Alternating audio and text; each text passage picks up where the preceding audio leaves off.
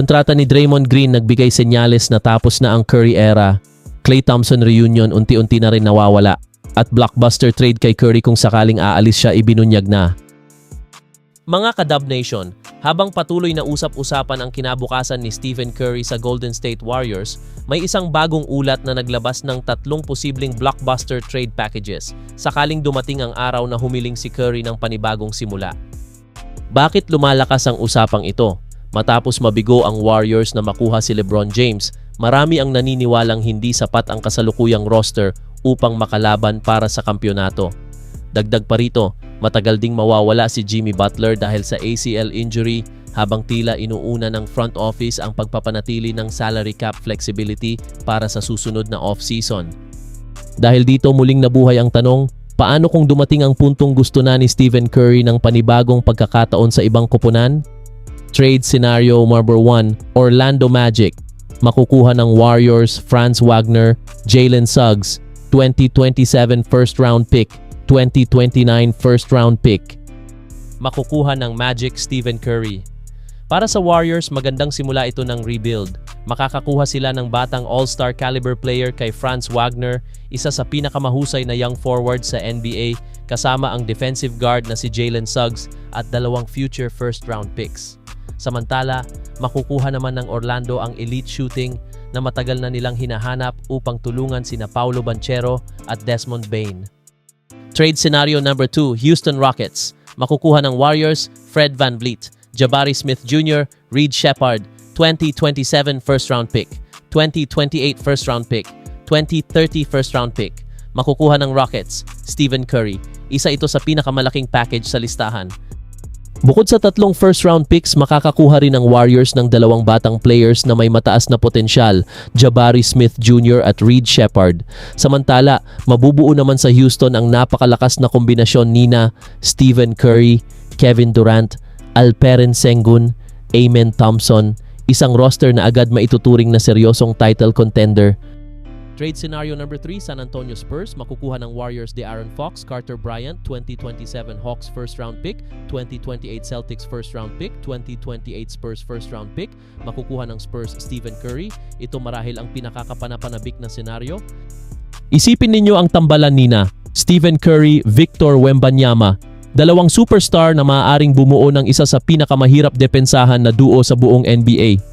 Para naman sa Warriors, makakakuha sila ng isang proven all-star sa katauhan ni De'Aaron Fox, kasama ang 3 future first-round picks upang simulan ang panibagong yugto ng franchise. Totoo bang mangyayari ito? Sa ngayon, hindi pa. Ayon sa mga ulat, wala pang anumang konkretong indikasyon na gusto ni Stephen Curry na umalis sa Golden State. Patuloy pa rin siyang konektado sa Warriors at inaasahan pa ring magiging mukha ng franchise sa pagbubukas ng season. Ang mga trade packages na ito ay mga hypothetical scenarios lamang na nagpapakita kung ano ang maaaring maging kapalit kung sakaling dumating ang panahong magdesisyon ang Warriors at si Curry na maghiwalay ng landas. At ngayon, matapos muling pirmahan si Draymond Green sa isang 1-year $27.7 million contract, maraming fans ang natuwa dahil nanatili ang puso ng Warriors. Ngunit ayon sa mga bagong ulat, may mas malalim na dahilan kung bakit isang taong kontrata lang ang ibinigay ng Golden State. Posible bang ito na ang simula ng pagtatapos ng iconic Curry era sa Warriors? Sa unang tingin parang simpleng reunion lang ito, pero kapag sinuri ang sitwasyon, napakalaki ng epekto ng kontratang ito sa hinaharap ng Warriors. Dahil 1 taon lang ang kontrata ni Green, magiging unrestricted free agent siya sa susunod na off-season. At hindi lang siya, kasabay niyang matatapos ang kontrata nina Stephen Curry, Jimmy Butler, Draymond Green. Ibig sabihin, halos sabay-sabay mawawala sa salary cap ng Warriors ang kanilang 3 pinakamalalaking kontrata. Kung hindi mag-e-extension si Stephen Curry ngayong off-season, maaaring magkaroon ng Warriors ng napakalaking salary cap space sa 2027. Bukod pa rito, may option din silang hindi i-renew ang ilang kontrata tulad nina Kristaps Porzingis, Al Horford.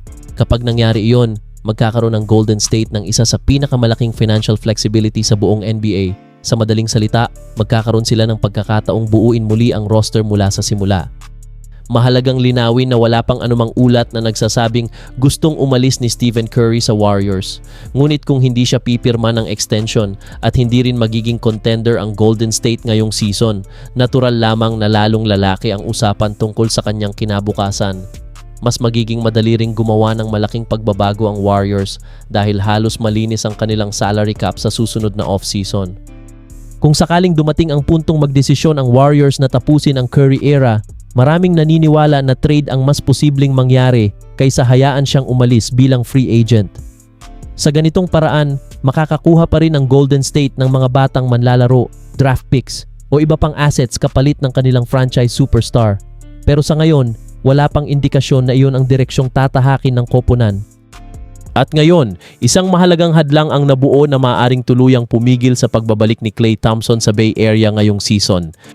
Noong una, maraming fans ang umaasa na kung sakaling i-buyout ng Dallas Mavericks ang kontrata ni Klay Thompson, pwede siyang pumirma sa Warriors bilang isang veteran minimum free agent.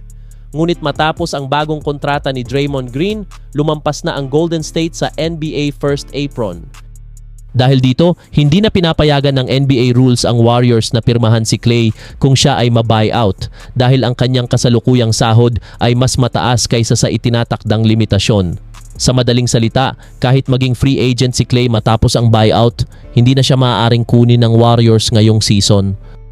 Kung gusto talagang ibalik ng Golden State si Klay, trade na lamang ang natitirang option. Ngunit ayon sa ulat, napakahirap ding mangyari ito.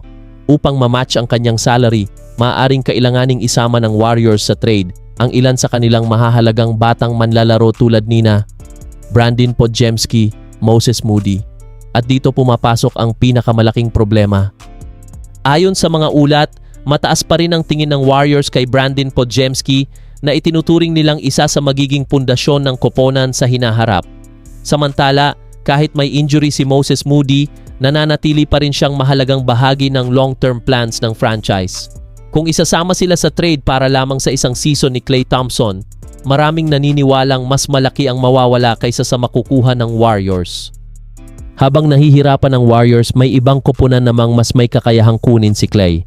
Isa sa pinakaaktibong binabanggit ay ang Miami Heat na naghahanap ng elite 3-point shooter upang makatulong kina Giannis Antetokounmpo at Bam Adebayo.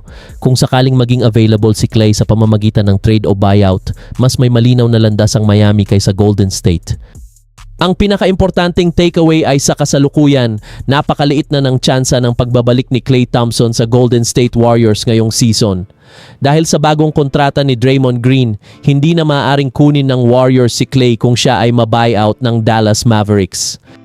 Ang natitira na lamang na paraan ay sa pamamagitan ng trade. Ngunit mukhang hindi handa ang Warriors na isuko sina Brandon Podziemski o Moses Moody para lamang sa isang taong serbisyo ni Klay.